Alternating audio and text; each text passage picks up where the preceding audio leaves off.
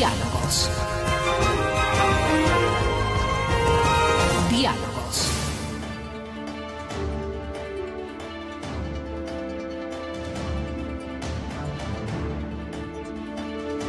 Buenas tardes, amigos, estamos encontrándonos para iniciar diálogos.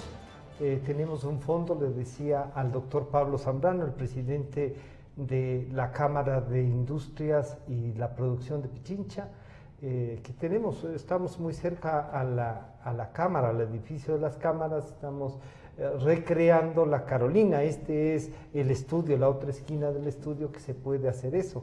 Le comentaba que por un color, que no voy a decir cuál, no se preocupe, que sale lo que quieren poner los técnicos. Pablo, bienvenido, buenas tardes. Francisco, buenas tardes, muchas gracias por el espacio. Es un gusto para mí, en calidad de vocero de la Cámara de Industrias y Producción y de la Federación Nacional de Cámaras de Industrias del Ecuador, estar acá.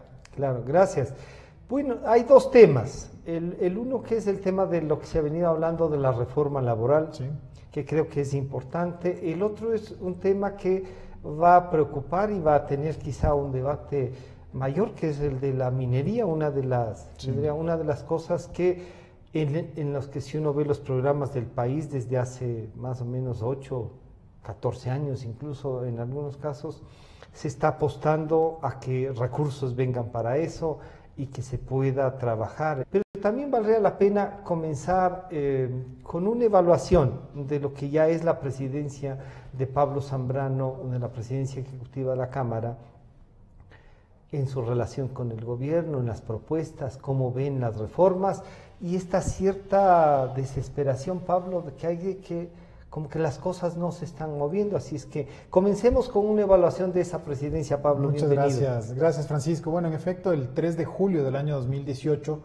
fui electo presidente ejecutivo de la Cámara de Industrias y Producción, entidad a la cual he tenido el gusto de servirle ya por 10 años en distintas posiciones. Antes fui vicepresidente ejecutivo de la Cámara y antes fui director jurídico. Entonces conozco al gremialismo del país y he hecho una carrera, si se puede decir, dentro de la Cámara, llegando a esta alta dignidad que la Junta Directiva se dignó en conferirme el 3 de julio del año anterior. La Cámara y mi presidencia, ¿en qué se ha basado, en qué se ha fundamentado? Cuando yo asumí el cargo, mi vocación de servicio hacia el afiliado, es decir, hacia quienes conforman la Cámara, ha sido el eje de la gestión. Y dentro del servicio que uno les da a los afiliados, precisamente nosotros tenemos ante todo una representación nacional y una representación a nivel de ciudad y de provincias, y creo que eso es lo más importante. ¿Y la representación qué significa o qué implica? En primer lugar, una defensa de principios, una defensa de valores y principios tales como la libertad, como la propiedad privada, como la institucionalidad del país, que es tan importante, la seguridad jurídica, la ética, y eso es algo también muy importante en el cual pongo énfasis, porque la Cámara de Industrias y Producción, que antiguamente era la Cámara de Industriales de Pichincha, en el año 2009 hicimos una reforma de estatutos, contamos con un código de ética y eso es algo muy importante. Nuestras actuaciones siempre deben estar apegadas a principios y a valores fundamentales.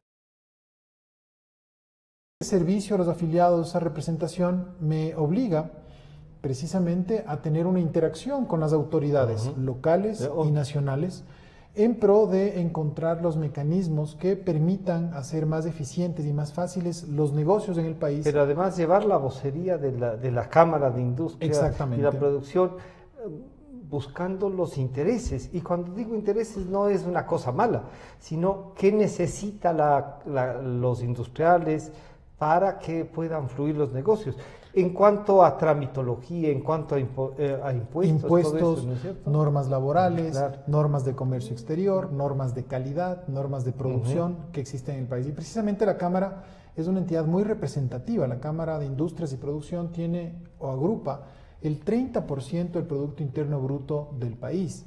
Tenemos empresas que no solamente son de industria manufacturera pura y dura, sino también tenemos servicios, bancos, servicios de valor agregado como tecnología, ¿no es cierto? Y precisamente temas de transporte, temas relacionados también con la economía real. La economía real. Entonces la Cámara es un muy buen termómetro de cómo están las cosas en el país, que también era una de las preguntas que usted me hacía. Entonces, esta representatividad, esta vocería que tenemos que hacer, es muy importante hacerlo de una manera técnica, de una manera objetiva y fundamentada, y como he dicho siempre, y la Cámara sí lo respeta, siempre en pro de los intereses del país. Obviamente hablamos del interés del sector productivo. El sector productivo es protagonista. Claro. Exactamente. El sector productivo genera 9 de cada 10 empleos en el país. El sector productivo hace inversiones muy importantes en innovación, en capital humano, paga impuestos, el mayor generador de impuestos. De hecho, en la Cámara de Industrias y Producción, nuestros afiliados generan más de 150,000 empleos directos, que esto, si uno lo extrapola a la cadena productiva, puede tranquilamente multiplicarse por 4. 150,000 empleos directos. Y todos afiliados al Seguro Pero por Social, supuesto, porque todos, se cumple la todos la absolutamente norma. apegados a estas normas de ética que yo hablaba antes. La Cámara, de igual manera, los afiliados pagan el 30% del impuesto a la renta, es decir, los mayores aportantes de impuesto a la renta se encuentran en la Cámara. Y de igual manera, la Cámara representa el 25% de las exportaciones industriales. Y esto es algo muy importante. El país tiene que focalizarse justamente en abrir mercados. ¿Con petróleo o sin petróleo el 25%? Sin petróleo. Solamente son las industriales, y esto es algo muy importante que hay que seguir trabajando y fomentar. Entonces eso es un poco esta evaluación a grosso modo. O sea que este casi año ya, digamos, del ejercicio ha llevado a una mayor integración de los industriales.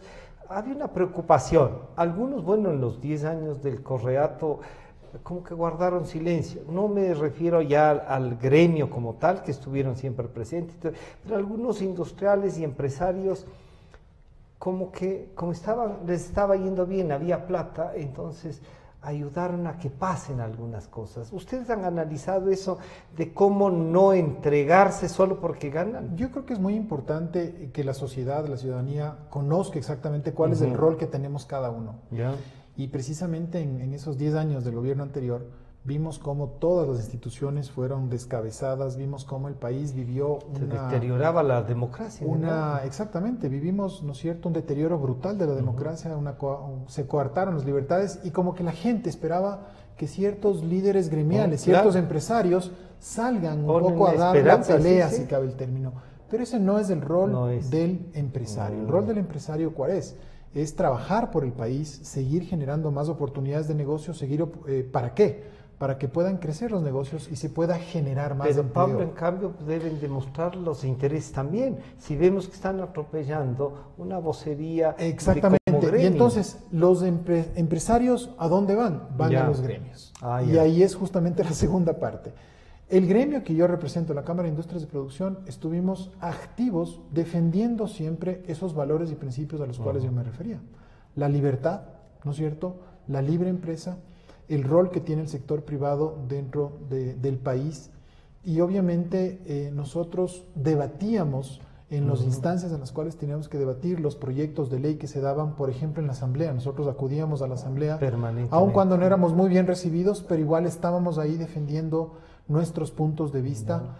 De igual manera, presentamos o hicimos varios comunicados públicos, eso lo recogió la prensa nacional, y seguramente, Francisco, usted fue testigo de eso, respecto a situaciones en las cuales ya había una violación de libertades. Por ejemplo, todo lo que tiene que ver con violación de libertad de prensa, nosotros defendíamos eso, y nosotros, en el rol gremial que nos tocaba, protestábamos por el acoso que sufrió la prensa. De igual manera, con otras instancias. Sí, varias veces actuamos en conjunto. Sin duda.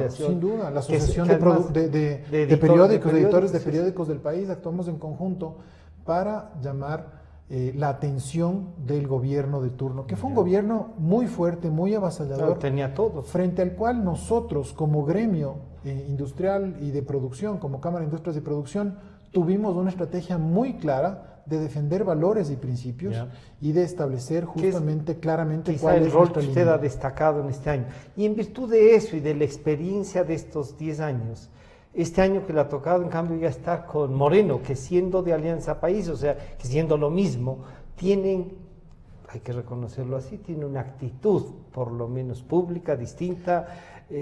¿Ha cambiado en algo la relación? El gobierno actual, yo creo que siempre tienen ministros, dicen algunos. Ya vamos a hablar y otros dicen, no, hay un ministro que estuvo ahí. Exactamente, ahí vamos a hablar del ministro Martínez, que creo que es un profesional muy competente. El país creo que está viendo las capacidades del ministro Martínez. Pero empecemos primero por el gobierno y la relación con el gobierno. Sin duda, cuando hay un cambio institucional como hubo en el país, un cambio democrático, se impregna un liderazgo. Y ese liderazgo lo está impregnando el presidente actual. ¿Cuál es su estilo de liderazgo? El estilo de liderazgo del presidente Moreno es un estilo conciliatorio, de diálogo, de llamar a la mesa. Es un estilo, además, muy coloquial, es decir, él no está con las formas. Acordémonos del anterior. El anterior estaba con las formas, ponía una música cuando habían eventos públicos para que todo el mundo se pare, etcétera. Es decir, ese tipo de cosas. Él tenía una parafernalia para generar una imagen casi de dictador, ¿no? De un tipo que estaba arriba. Estaba por sobre todo el mundo. El presidente Moreno, por el contrario, es un tipo afable, es un tipo que uno está en el trato y le tutea a la gente, es costumbre de él. Es decir, un poco vamos por ese lado. De igual manera, es un demócrata. Yo creo que eso es algo muy importante. Sin duda, el día domingo, el Ecuador tuvo una pérdida muy grande, que fue el fallecimiento del doctor Julio César Trujillo, y claramente vemos cómo el presidente de la República nominó al doctor Trujillo para que sea la cabeza del Consejo de Participación Ciudadana y Control Social, sabiendo quién es el doctor Trujillo. Y sabiendo Trujillo lo que había hecho los 12 años. Era una persona crítica. El doctor Trujillo era una persona que no se amilanaba y que no se sometía absolutamente a nadie. Entonces, ahí vemos la apuesta que hizo el gobierno por la democracia. Cambio, exactamente. Entonces, tenemos diálogo con las autoridades de gobierno. Con las autoridades del Frente Productivo, nosotros tenemos que tratar mucho con las autoridades del Ministerio de Producción, donde está Pablo Campana, a quien también nos conocemos. Es una persona que viene del sector privado, es una persona que ha manejado muchos temas de construcción, de desarrollo productivo, entonces entiende muy bien la lógica. El equipo que tiene Pablo Campana es un equipo muy bueno. Otro ministro es, obviamente, Richard Martínez. Claro.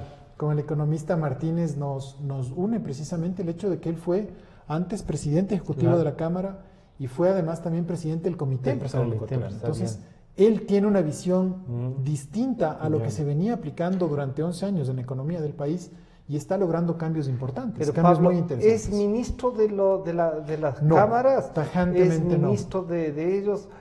¿Responde a una agenda de la Cámara? Es el ministro de Economía y Finanzas y como tal, él tiene que responder a los lineamientos del país y a los lineamientos del presidente de la República.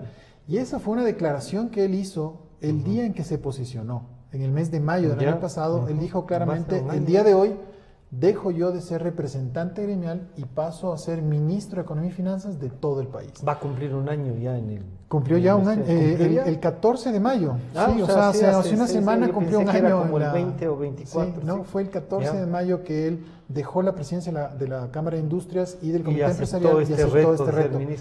Y obviamente con el ministro con él han conversado, hemos conversado profundamente. ¿Ha cambiado el discurso el ministro Martínez o no? Hemos tenido muchas coincidencias, pero también diferencias. Y creo que eso es importante, porque nosotros como sector productivo nacional no podemos dejar de tener un espíritu crítico frente a la visión que nosotros tenemos. Y obviamente el ministro Martínez también tiene que tener una visión de país, más global, ¿no es cierto? Pero tenemos un contacto como tiene que ser y como debe darse. Pero tajantemente yo digo, el ministro Martínez no es un ministro de las cámaras del sector privado. Al comité y le dicen, no, oye, esto hay que hacer. Jamás. Pero le han invitado. Sin duda, le hemos invitado al Comité Empresarial Ecuatoriano, le hemos invitado a la Federación de Industrias, le hemos invitado a la Cámara de Industrias de Producción, en la cual hemos tenido justamente debates muy interesantes sobre lo que está pasando en el país. Si usted hace una evaluación de este año del ministerio del ministro Martínez, ¿usted diría que el aporte al país es bueno? ¿Valoraría bien? Sin duda, yo creo que es bueno y voy a dar 3 ejemplos de por qué es bueno. Hay transparencia, es decir, hay acceso a la información, lo cual antes estaba vedado. Y cuando digo hay acceso a la información, ¿para quién? Para los analistas económicos, para los periodistas, para los dirigentes gremiales, es decir, para que veamos para los estudiantes, para que veamos la condición del país. Entonces, claramente ya tenemos las cifras y eso es algo muy importante. Ha tomado un cambio muy importante en lo que tiene que ver con la disciplina fiscal. Y esto era algo fundamental, el tema de la disciplina fiscal. Y el tercer ejemplo del cambio es que tenemos un acuerdo con organismos multilaterales de crédito, es que estamos siendo valorados a nivel internacional para, por ejemplo, iniciar el camino de conformar la OCDE, que es también una organización muy importante en temas de economía y temas sociales. Tenemos flujos de inversión extranjera en temas de minería, que lo vamos a tratar después, importantes, y entonces se va viendo que los índices de confianza van subiendo.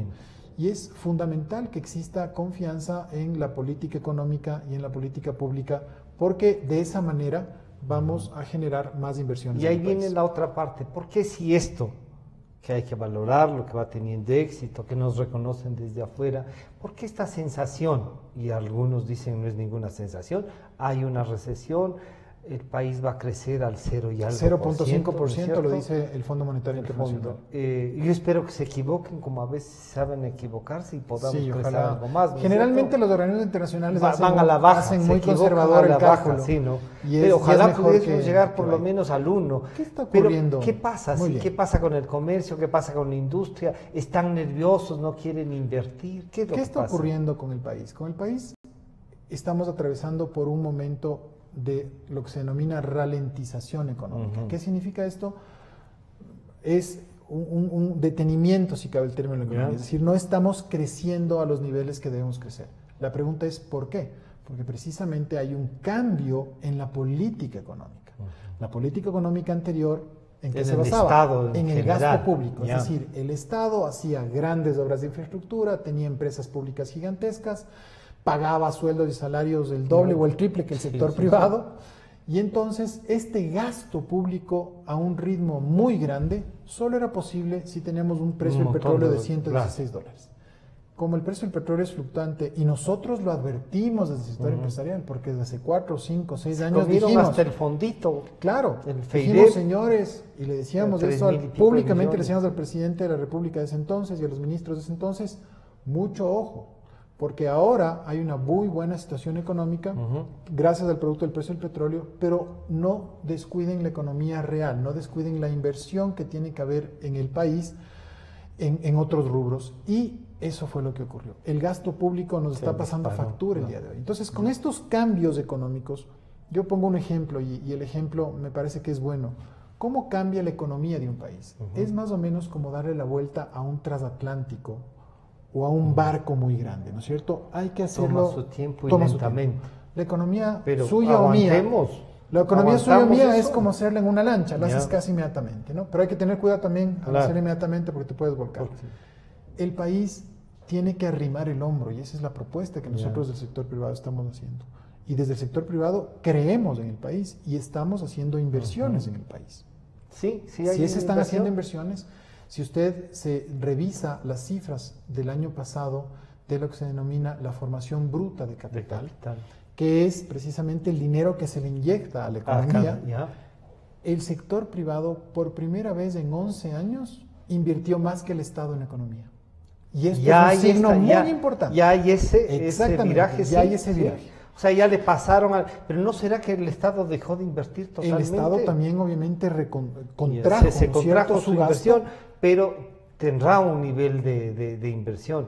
Sin duda. Usted dice, el año pasado fueron 16 mil millones de dólares, y esta cifra es muy importante, 16 mil millones de dólares que el sector privado aportó. Entonces la gente preguntará, ¿y en qué aportó? ¿En qué aportó? Claro. En sueldos y salarios, en maquinaria, en innovación, en compra de terrenos, en construcción de facilidades industriales o para el comercio, en adquisición de maquinaria, es decir, en activar la economía. 16 mil millones de dólares invirtió el año pasado. Pero claro, ¿qué es lo que ocurre? Hablábamos de la ralentización económica, y esto se produce precisamente porque hay una contracción del consumo en el mercado.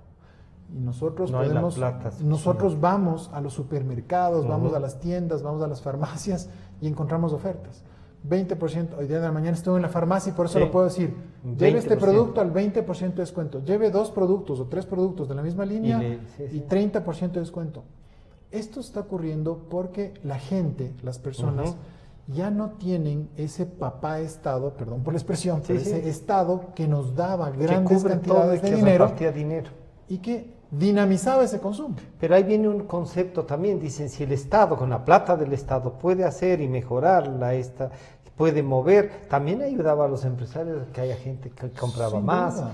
todo eso. Sin duda. ¿Cómo no romper de golpe eso? Es que ese es el proceso guardar en el que el estamos. equilibrio. Ese es el proceso en el que estamos, y por eso vuelvo y repito, tenemos que arrimar el hombro a los ecuatorianos, tenemos que apostarle al país, tenemos que crear más oportunidades para todos. ¿Cómo?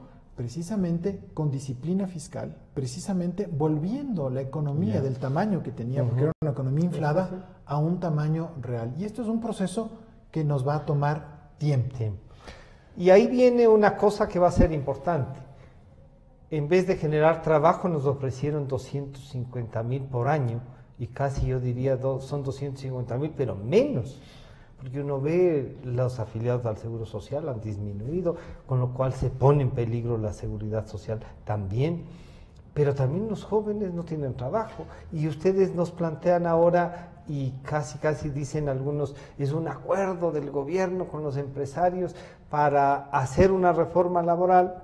No sé si reformar el Código Laboral en general, que está desde el año 38, creo, ¿no? 1938, el general Enríquez Gallo era el jefe de Estado. El jefe de Estado. Entonces uno dice, a ver, ¿es para que ganen más los empresarios esto que nos están planteando? ¿O cómo ven, Pablo, ya en esta relación, esta reforma laboral? La semana anterior, el ministro de Trabajo, Andrés Madero, hizo pública, ¿no es cierto?, abrió a la prensa las conversaciones que se han mantenido dentro del Consejo Nacional del Trabajo. Y esto es algo muy importante. ¿Qué es el Consejo Nacional del Trabajo? Es una entidad tripartita. Donde están empleadores, trabajadores y el Estado. Y en esa mesa tripartita, en ese diálogo tripartito, se ha venido trabajando desde hace algún tiempo atrás sobre potenciales reformas que permitan dinamizar la economía y, nuevamente, como repito, generar más oportunidades para todos los ecuatorianos. ¿A través de qué? De medidas que puedan permitir justamente alivianar los altos costos que tiene la contratación, la desvinculación laboral y también esa inmovilidad del mercado. Y hay que hablar aquí de dos cifras, porque el diagnóstico está clarísimo. Las dos cifras son las siguientes. Solo 4 de cada 10 ecuatorianos tienen un trabajo pleno. Y ese 60% que no tiene trabajo pleno son más de 5 millones de personas. Entonces la pregunta es... ¿Tienen ustedes un estudio que diga tantos tienen un emprendimiento propio? A lo mejor nos llegan al salario básico. Estas como ingresos no tienen, pero otros están vendiendo en las calles, están sobreviviendo. Justamente. De acuerdo a estas cifras del 40%, el 60%, estas cifras de más de 5 millones de personas que no tienen trabajo adecuado, ¿quién nos la da? El INEC, el Instituto Nacional de Estadísticas y Censos. Y el INEC tiene las definiciones claramente. Entonces te dice todas las definiciones, está clasificado. Y precisamente para sintetizar, porque hay varias clasificaciones, para sintetizar, se considera que una persona no tiene un empleo adecuado cuando no trabaja, cuando teniendo la posibilidad de hacerlo y está en aptitud de hacerlo, no trabaja 40 horas semanales y no gana el salario básico unificado. Entonces, toda esa persona que no trabaja 40 horas y tiene el salario básico unificado, está precisamente en este grupo de empleo no adecuado. Los últimos 10 años decían que el país ha mejorado, que de $1 diario que tenía de ingreso los más pobres, ahora ya tenían $1.75 y hasta $2. Oiga, pero ¿y por qué no viven ellos con eso, no? Entonces, claro, el tema más importante es ese, ¿cómo lograr la solución para que se tenga empleo adecuado? Más de 5 millones de pero personas ahí, Pablo, que ingresen. Una de las mayores preocupaciones en esto, la reforma viene y dice, van a precarizar. No faltan propuestas que les dicen a uno que se suban 8 horas más de trabajo, cuando está demostrado que el subir las horas de trabajo, así como vamos a subirlas por 8 horas más, limita en cambio el ocio, que es parte de la vida. Es muy importante hablar de la jornada laboral, exacto, que es una de las propuestas que se discutió, está en debate y fue consensuada en el grupo tripartito, y es importante señalar que es en el grupo tripartito porque esto le da legitimidad a los acuerdos que anunció el ministro. Y entonces, de las 40 horas, que es la jornada laboral, esto está desde el año 79 vigente en el Ecuador, ¿no es cierto? La propuesta que se hace es dividir esa jornada de 40 horas en 6 días o en 4 días. Es decir, trabajar más durante 4 días y tener 3 días de ocio, o trabajar menos horas diariamente, pero aumentar trabajar más días. Por ejemplo, ¿Ya? trabajar 10 horas durante 4 días. 10 por 4, 40. Trabajar 7 horas diarias de lunes a viernes y el sábado trabajar 5. ¿No es cierto? Es decir, yo tener una hora extra. Repartir las 40 horas. Repartir las 40 horas. Ese es el término perfecto. No se está proponiendo jamás, y esto es algo muy importante que hay que decir a la comunidad, precisamente nuestros colegas del otro lado, los dirigentes sindicales, están diciendo que se quiere trabajar 12 horas en el Ecuador. No, un ratito. Se está proponiendo el poder mover las horas, pero manteniendo siempre las 40 a la semana. Ahí le digo una cosa, si dicen van a trabajar 7 horas diarias para trabajar 6 o 7 también, 5 el sábado, perdió el sábado, van a decir. Pero eso, ¿cuál es la y regla? Van a decirle además ahí, y el sábado, que normalmente tenía un recargo por el valor de la hora, no nos van a pagar. Es que precisamente lo que se está, es eso lo que se está proponiendo, ¿qué se quiere? Uh-huh. Lo que se está proponiendo es modificar estas 40 horas en 4 o 6 días, es decir, modificar los días, y pero no variar siempre que el valor. no variar el valor de la hora, siempre que exista acuerdo entre trabajador y empleado. Siempre que exista un acuerdo. Sí. Y esto es algo muy importante que tampoco lo dicen mis colegas sindicalistas. Bueno, es decir, tiene que darse el acuerdo entre empleador y trabajador. No hay una imposición. Claro. No hay una imposición. En segundo lugar, la otra propuesta que se está haciendo, se está hablando del contrato de trabajo para emprendedores, es decir, para que quienes estén emprendiendo un negocio y que además puedan conocer, comenzar a trabajar. ¿Cuál es el tema y qué es lo que está ocurriendo ahorita? Lo que está ocurriendo ahorita es que cuando un emprendedor se pone una cafetería, se pone un restaurante, se pone un taller de costura y contrata a alguien, tiene exactamente las mismas obligaciones que cualquier otro empleador. Claro, eso es. Y esto nosotros consideramos que no debe ser así, sino que debe haber una diferenciación. Es decir, el contrato de empleo para emprendedores tiene que tener otras circunstancias. ¿Y qué circunstancias deben tener? Un contrato distinto. Exactamente, un modelo de contrato distinto, sobre todo en lo que tiene que ver con las indemnizaciones que hay que pagar y con el tema del término de prueba que se denomina. ¿No es cierto? El término de prueba puede ser menor a los 3 meses que eran. Ahora, el término de prueba es de 90 días. De 90 días. Esto se reformó hace 3 años con la llamada Ley de Justicia Laboral. Entonces, antes de 3 años, el término de prueba era de 12 meses. Y esto es algo importante, un año. Sí. Esto se reforma, se lo baja a 90 días y nosotros hemos consensuado junto con los trabajadores en el seno del Consejo Nacional del Trabajo para que el término de prueba aumente a 150 días, esto es 5 meses.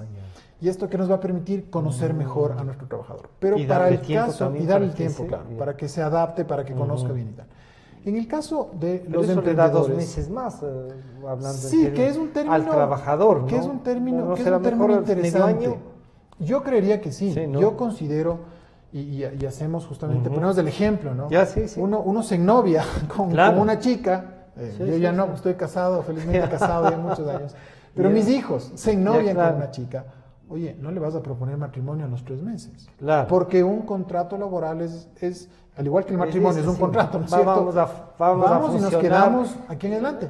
Porque esto también es muy importante mencionarlo, Francisco. El empleador contrata a alguien por sus capacidades, por sus aptitudes, por la necesidad que se requiere de esa persona, pero no lo contrata para despedir. Claro. Eso es estar mal de la cabeza. Uno lo contrata para mantener una relación por largo tiempo. Ojalá por largo tiempo. Y por eso es que los 90 días son muy cortos y hay que ampliarlos por lo menos a 150 días, que es el acuerdo. Pablo, ahí, y en este tiempo, y ustedes han pensado, no sé si han discutido también el tema de que, bueno, se cumplen todo lo de la ley, ¿no? La seguridad social, todo eso, pero que a su vez hay sectores industriales que requieren trabajar, contratar por 3 meses, por 6 meses. Ese es el otro tema, lo que se denomina los contratos eventuales. Exacto. Los contratos eventuales también en este momento tienen un recargo y eso es lo que también estamos solicitando desde el sector empleador. Que se retire ese recargo, porque es un desincentivo. Que se disminuya, no sé. Exactamente. Y pongamos también un ejemplo que es importante y que pasamos recientemente uno y vamos a tener otro.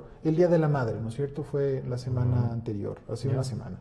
Y el Día de la Madre requiere que los locales comerciales o los restaurantes contraten más gente por un periodo determinado. Sí, sí.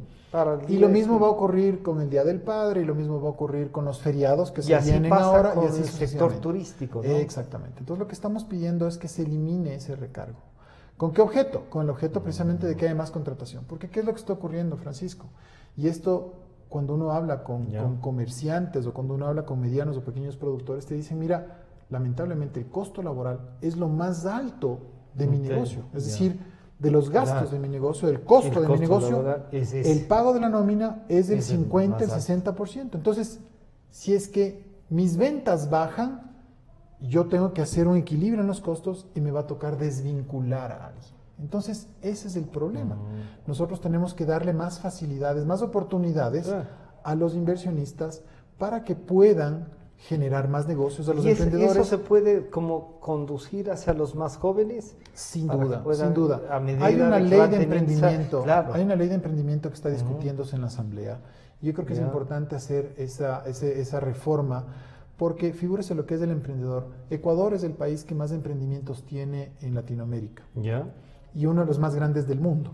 Y precisamente hay que apoyar a esos emprendedores para que puedan consolidar su proyecto de negocio y puedan crecer y puedan generar más plazas de empleo. A propósito de eso, perdón Pablo, ¿sí? Hay una de las universidades, me parece que norteamericanas, donde los ecuatorianos son los que más han presentado proyectos. ¿Por qué no se cuajan? Sí. Justamente, ¿qué es lo que ocurre? El emprendimiento es una idea que se ve plasmada ya en un plan de negocio, y un plan de negocio obviamente tiene ya todas las aristas, ¿no es cierto? Costos, producto, qué quiere el consumidor, etcétera, ¿no? Entonces, cuando tú ya implementas este plan de negocio, necesitas obviamente el financiamiento, necesitas capitales que pueden ser propios o pueden ser de inversionistas ángeles, que se denominan, ¿no es cierto? Que hay fondos que te dicen, oye, yo te compro tu idea, te compro en el mejor sentido, ¿no? Creo en tu idea, confío en ti, te voy a financiar, vamos a ver cómo avanzas en este tema y continúa y va creciendo. ¿Qué es lo que ocurre? Lamentablemente el 90% de los emprendimientos fracasan, es decir, no llegan a despegar. El 90%. El 90%. Entonces, figúrese lo que es usted, está emprendiendo, hace su emprendimiento por las condiciones del mercado, no por mala fe, por las condiciones del mercado, falla en su emprendimiento y además tiene un pasivo laboral. Entonces, estamos pidiendo que haya una mayor flexibilización, un tratamiento distinto para los emprendedores.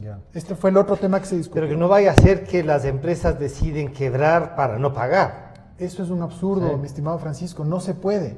En Ecuador, cerrar una empresa requiere una tramitología, pero tremenda, terrible. Entonces, no se van a dar casos en los cuales hayan cierre de empresas para acogerse a esto. Es muy difícil, casi imposible. Porque genera también esas dudas, ¿no? Porque han habido empresarios, y no pequeños, grandes, que han decidido más bien liquidar y después se les ve con otra, ¿no? Mire, el tema de fracasar con un emprendimiento, el tema de liquidar una empresa, yo creo que no es un pecado ni una falta. ¿No es cierto?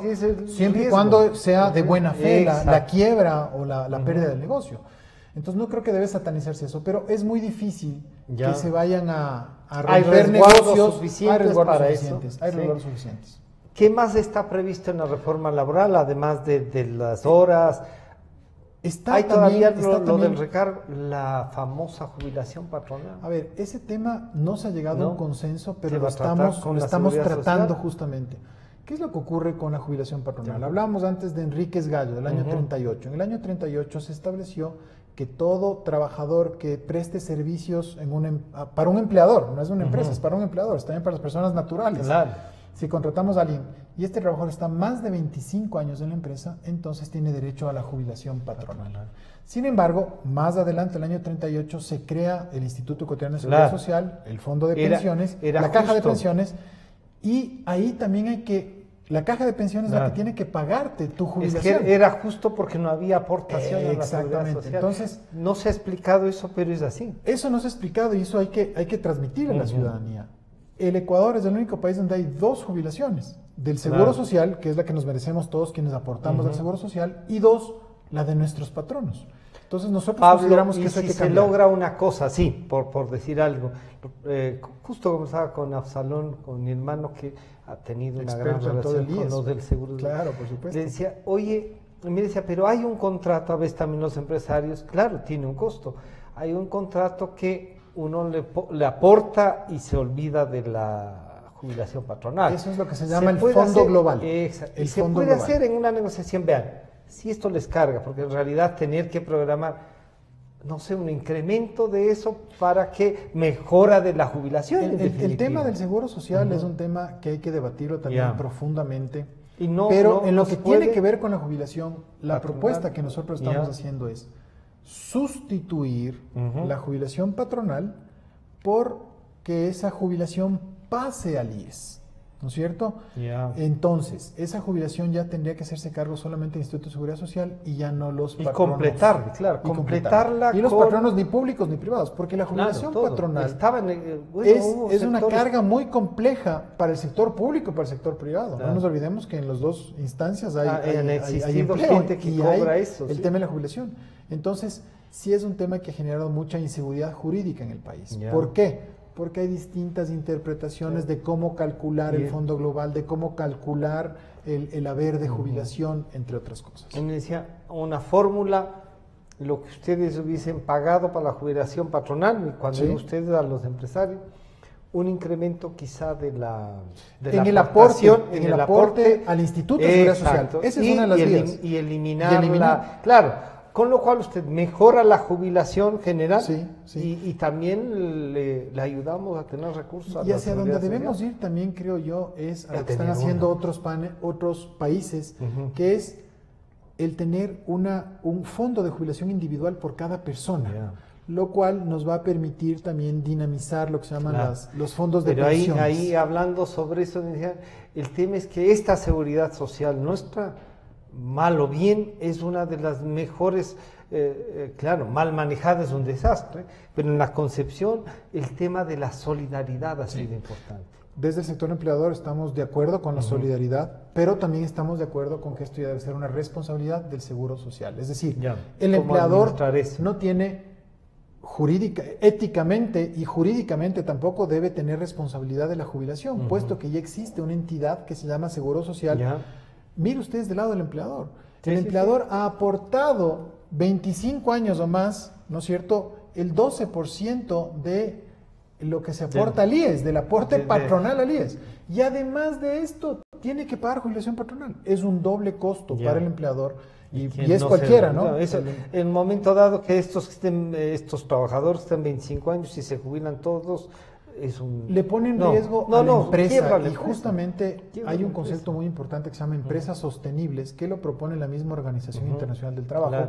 Y eso es lo que hay que hacer. Hay que lograr que las empresas supervivan en el tiempo para que generen empleo, paguen impuestos, hagan inversiones, generen innovación. Lo que ahí hay que tener cuidado y nos va a preocupar es este tema de la solidaridad. ¿Qué otra propuesta viene en el tema de la reforma laboral? Nosotros también estamos planteando el tema de el trabajo por horas. Sin embargo, ahí hay un candado constitucional.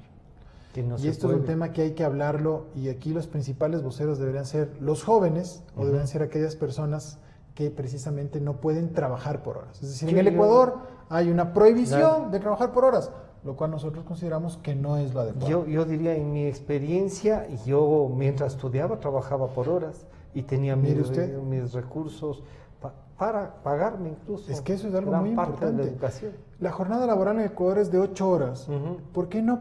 Al que quiera, ¿no es cierto? Al que quiera y al que pueda trabajar 4 horas extras, 3 días a la semana, con el cumplimiento de todos los haberes sociales y haberes de seguridad social. Entonces, yo creo que es importante también que se rompa ese candado constitucional. Para eso habría que hacer una reforma y eso es un proceso mucho más complejo. No hay forma de hacerlo directamente. Una fórmula, ¿no? No. Entonces, el tema esa del parte de la reforma laboral es una reforma constitucional. Mucho más compleja. No podría pasar como enmienda, Pablo, y ahí hay distintas maneras, ¿no? Hay distintas maneras.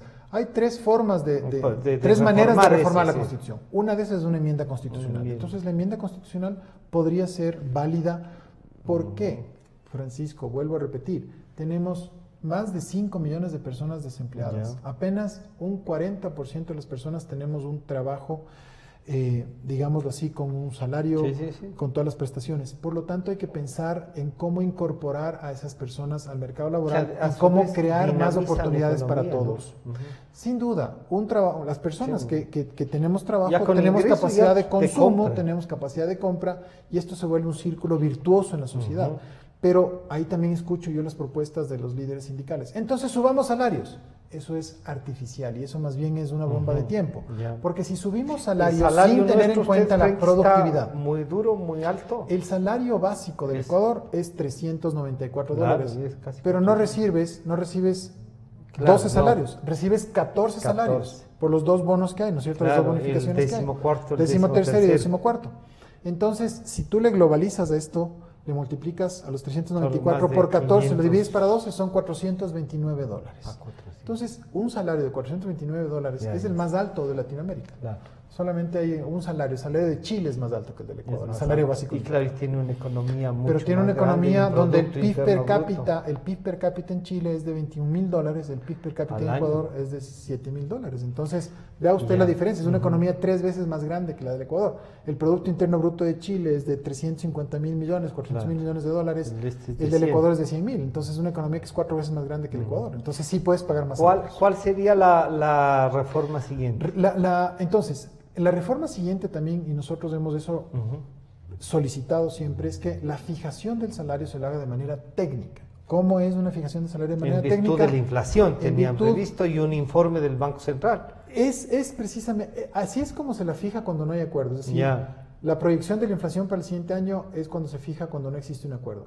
¿Cómo pedimos que se fijen los salarios? En virtud de la productividad, es decir, cómo está la economía real del país. Y lamentablemente la productividad en el Ecuador es baja. Nosotros pagamos en el Ecuador 429 dólares mensuales, porque ese es el salario. 394 por 12 dividido para los 12 por 14 meses. Unificado para los 12 meses. Pagamos en el Ecuador por 40 horas de trabajo, cuando en Colombia el salario es de 280 dólares por 48 horas de trabajo. Falta competitividad en el Perú, ahí. Exactamente, y esto nos quita competitividad. Entonces, este es un tema que debe ¿Cuál era el Perú? Perdón, Pablo. En el Perú el salario es de 300 dólares más o menos con 48 horas de trabajo. Entonces, con Colombia y Perú tenemos una variación muy grande, ¿no? Claro. Muy grande, y esto nos resta competitividad con nuestros principales competidores. ¿Qué hacer? Porque es una cosa preocupante, no sé si ustedes lo han analizado, con la migración venezolana. Ese es otro factor. Son 300.000 que ya están, y con lo que pusieron ya Hay una cifra de 700.000. Sí, está la visa de los peruanos que ya no pueden entrar, entonces esto se vuelve un dique para que se queden aquí, y se tenía previsto que serán 200.000, 500.000 de los registrados, hay algunos que dicen que hay más y que podrán ser más, que nos han costado al Ecuador 240 millones de dólares el año pasado de remesas hacia la frontera con Venezuela, porque se han ido a Cúcuta a través de eso, no han ido directo a Venezuela, pero a Colombia. Las remesas a Colombia han crecido muchísimo. Sí. Son 240 millones. Y cuando uno piensa y dice, y el ministro de Finanzas nos dice que con todas las medidas que ha tomado son 210 millones de dólares. O sea, con todo eso hay 30. Claro, mire usted. Y que además, perdón, ahí la última cosa, Pablo, y hay empresarios que están contratando sin seguridad social, menos salarios, ¿cierto? Eso es ilegal, eso es absolutamente ilegal, eso debería ser investigado por las autoridades laborales, es decir, los inspectores de trabajo. ¿Por qué? Actuar. Porque en el Ecuador ninguna persona puede ganar menos del salario básico unificado.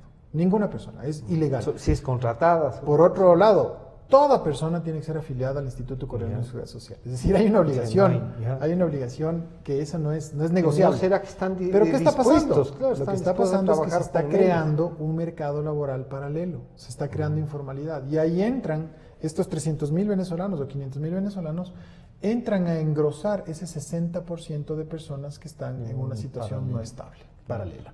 Y por eso es que el Ecuador tiene que hacer reformas, y pongo énfasis en el tiene, es mandatorio hacer reformas para poder dar solución a esos 5 millones de ecuatorianos que no tienen un empleo fijo. Entonces hay que trabajar mucho en esto para generar incentivos. ¿A quiénes? A los empleadores. Claro. Eso es lo que se necesita hacer para que generen empleo. ¿Y ustedes a través de las cámaras y eso han hecho algún seguimiento de que no existan empresarios que no estén sino precarizando el trabajo, quitándoles a los nuestros. Esa no es una obligación que tienen los gremios, esa es una obligación que tiene la autoridad administrativa. Sin embargo, yo sí le puedo decir que en los gremios de la producción, en la Cámara de Industrias de Producción que yo represento, sin lugar a dudas, están afiliados. Las empresas cumplen con absolutamente todos los requisitos técnicos y jurídicos, porque es una obligación y además es un convencimiento. Mire usted, ¿cuál es el beneficio de tener un trabajo fijo? Y ahí la importancia de hacer las reformas para generar esto. Un trabajador que tiene un empleo fijo está en la seguridad social, recibe un salario a fin de mes, tiene capacitación, tiene seguros médicos, tiene posibilidad de seguirse profesionalizando, de seguirse tecnificando, de seguir creciendo, ¿no es cierto? O sea, humanamente también se cuida. Entonces, la generación del empleo es un círculo virtuoso y para eso hay que cambiar el inmovilismo que tenemos de estas leyes antiguas. De igual manera, los tiempos modernos exigen cambios. Nosotros tenemos que responder ahora a lo que los jóvenes quieren, a lo que los jóvenes están buscando. Tenemos que responder también a los avances tecnológicos que hay. Y eso, trabajar en las casas. El teletrabajo es otra de las propuestas que se están analizando en el Consejo Nacional del Trabajo para incluirlas dentro de las reformas que tienen que haber. Porque es un tema también muy importante, ¿no? Todo el tema de diseño, todo el tema de contabilidad, todo el tema del trabajo jurídico, se lo puede hacer directamente desde la casa, ¿no es cierto? Contabilidad, diseño, todo el tema relacionado, por ejemplo, con comercio telefónico, con comercio electrónico. Y entonces son modalidades de trabajo que tienen que ser incorporadas. ¿Hay acuerdos? ¿Cómo encuentra el ambiente con los trabajadores y con el Estado? ¿Usted siente que sí, ellos también visualizan esta necesidad de trabajar en una nueva relación laboral, en una cosa que nos ayude, lo que usted decía, poner el hombro entre todos y no pongan el hombro ustedes, paguen la factura ustedes y nosotros no? Yo quiero hacer aquí una crítica, constructiva pero crítica y frontal. La dirigencia sindical ecuatoriana lamentablemente está con el mismo discurso de hace 40 años. Se congeló. Es decir, ¿será que siguen diciendo no al Fondo Monetario Internacional, no a las reformas laborales, que nos incrementen los salarios a cualquier cosa, ¿no es cierto? Ese tipo de discurso creo que ya ni siquiera pega ya en el público. ¿Por qué? Porque precisamente es un discurso que no está sustentado en criterios técnicos, que no está sustentado en referencias reales de lo que ocurre en el mercado laboral. Los dirigentes sindicales lamentablemente se han negado a ir a la convocatoria, a la mesa del diálogo, y yo creo que eso está mal. A la mesa de diálogo convocada por el presidente de la República. En el Consejo Nacional del Trabajo hay una representación de dirigentes gremiales, pero mire usted lo que ha pasado. Públicamente digámoslo así, se ha criticado la acción de esos representantes laborales, cuando yo creo que más bien los representantes laborales tienen que tener una visión moderna, una visión más amplia. Y creo yo que esto no puede transmitirse o no puede trasladarse a un discurso político, un discurso de barricada, cuando la preocupación más grande son los más de 5 millones de ecuatorianos que no tienen empleo. Es posible, claro, nos dicen, no han cambiado los dirigentes en muchísimos años. Es también entonces necesaria que haya un remozamiento de la dirigencia sindical, quizá una nueva organización sindical. Yo creo que no debería crearse en nuevas organizaciones sindicales. Y en esto el gobierno anterior se especializó en dividirles. Yo creo que no. Yo lo que creo es que hay que fortalecerlas y sobre todo darles un pensamiento moderno. Mire usted lo que pasa en la dirigencia gremial empresarial. Los dirigentes empresariales estamos en nuestras funciones 2 años, 4 años y hasta luego, hasta ahí nomás. Yo creo que sí tiene que haber ¿Por qué? Porque se necesitan nuevas ideas, se necesitan nuevas energías, por este propio concepto, ¿no?, de la democracia. De la democracia y de la alternancia, ¿no? Eso es algo fundamental. Entonces, creo yo que debería ocurrir lo mismo, pero si uno revisa, están los mismos nombres de hace mucho tiempo atrás en la dirigencia sindical. Se nos está yendo el tiempo y no quería dejar de topar el tema minero que es una última. Esta sería, hay conflictos, empresas que han estado invirtiendo, pero yo uno de los mayores conflictos que he estado un poco investigando es minería legal frente a la ilegal, minería artesanal con una carga además de unos negocios medios oscuros frente a unas empresas. y la contaminación. ¿Cómo están mirando ustedes y las empresas que deben formar parte de ustedes? El potencial minero del Ecuador es una realidad. En el Ecuador existen 4 de las más grandes minas que existen en el mundo. Por lo tanto, la minería en el Ecuador se va a dar de mala manera, es decir, con minería ilegal, lo que está pasando en Buenos con grupos Aires. paramilitares. Exacto. Y le pido yo a la ciudadanía que revise lo que está pasando en Buenos Aires, provincia de Imbabura. Sí. Eso es tierra de nadie. De hecho, el gobierno nacional está tomando unas medidas y felicitamos eso, ¿no es cierto? Que tomen medidas. Ya han tomado la están tomando medidas, FAS, pero sin duda hay que ver bien el escenario. Entonces, ¿qué mejor que en el Ecuador vengan empresas mineras extranjeras a las que les podamos controlar, que tienen buenas prácticas, que estas empresas mineras cotizan en las bolsas de Nueva York, de Australia, de Londres, y ellos están obligados a tener buenas prácticas ambientales, buenas prácticas sociales y a ser socios estratégicos de las comunidades adyacentes. Vea usted lo que ha pasado con un proyecto minero muy importante en la provincia de Zamora. En Zamora. Justamente ahí está Lundin Gold y el Producto Interno Bruto de la zona ha crecido en un 200%. Es decir, el hecho de que venga la empresa minera ha logrado una serie de desarrollos. ¿Por qué? Y ahí no ha habido más contaminación, hay trabajo. Es que, ¿cuál es el tema? El tema de la contaminación. Los procesos que se utilizan ahora son procesos de última generación que tratan de mitigar lo que más se puede el impacto ambiental. Entonces eso es algo muy importante porque se trabaja de manera preventiva, no reactiva. Y entonces el mensaje que yo quiero dejar muy claro es que el Ecuador tiene que respaldar a la minería industrial responsable, a la minería que viene con buenas prácticas y que es legal. Porque de otra manera esto se va a convertir justamente en tierra de nadie. ¿Tiene usted una idea de cuánto podría ingresar? Porque a veces nos han dicho, lo que nos falta es inversión. ¿Y dónde está la inversión? Una cifra Tantos años que nos han dicho que una cifra muy importante. El año pasado se rompió un récord de las cifras de inversión extranjera directa en el Ecuador. Y fue de 1.450 millones de dólares. De estos 1.450 millones de dólares, 750 fueron de minería. Es decir, ya el 50% de la inversión extranjera directa en el 2018 es la minería. Las autoridades económicas, las autoridades de producción, de inversiones, deben ser los principales defensores y lo son. El vicepresidente de la República está convencido del desarrollo minero precisamente porque es la única manera en la cual podemos generar recursos para combatir la pobreza, la desigualdad. Pablo, pero ahí hay un tema con lo que nos ha pasado con el petróleo. O sea, el petróleo, un regalo de la naturaleza. Creo que en esa época nadie dijo no al petróleo.